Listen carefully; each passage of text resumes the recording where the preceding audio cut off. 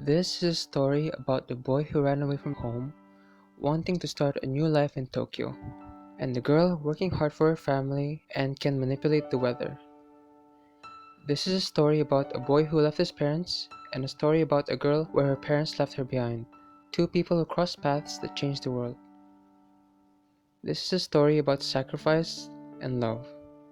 This is Weathering with You.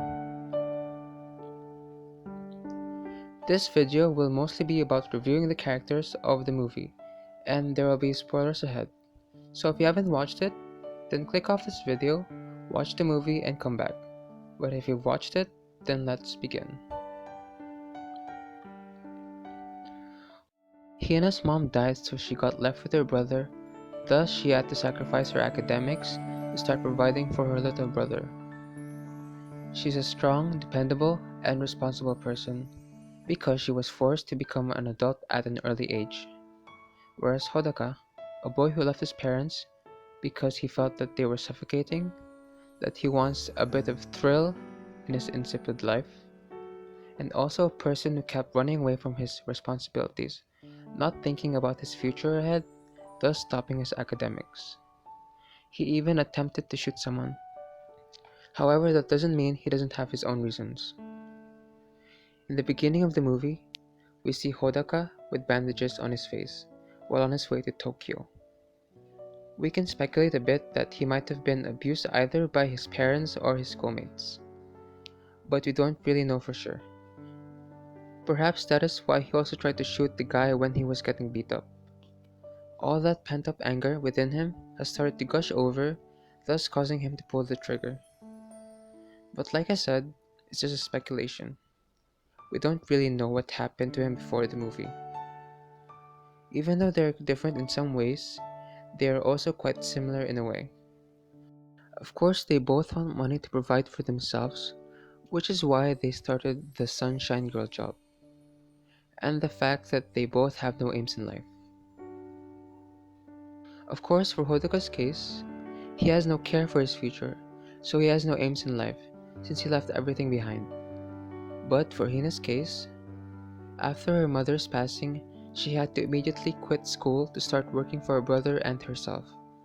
She had to give up her ambitions.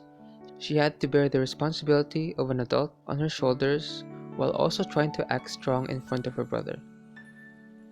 And that can take tremendous toll on her mind. She starts to think that she has no space in this world and that her life is meaningless. That is until she met Hodaka. He gave her meaning to her life, to make people happy by being the Sunshine Girl. However, once she wasn't the Sunshine Girl anymore, he told her to take care of herself more, that she deserves to be taken care of too. He gave her meaning to life and comfort, while she gave him a lesson. Due to Hodako's immature nature, he gave all the responsibilities to Hina unintentionally. He was too stubborn that he decided to run away with Hina and Nagi. Once he realized Hina's dangerous state and the fact that her real age was revealed, he felt pathetic and regretful that he shoved all the responsibilities to her. She was the one that took care of him, took care of her brother, took care of her mother, and took care of the people. He felt responsible for her disappearance. But in the end, he starts to realize this and starts acting more mature by taking responsibilities for his actions, by finally going to court, going back home, and finally graduating. At the very end, these two gave each other meaning to their lives, to love. They found home within each other. Hina loved Hadako to the point that she was willing to sacrifice herself just so Hodako and the people can experience the blue sky again. Hodako loved her to the point that he is willing to sacrifice the blue sky just so she won't leave. He chose her over the blue sky. Because love can make you do crazy things. When you found a home within someone, you want to protect that home with all your life. They both had their happy ending.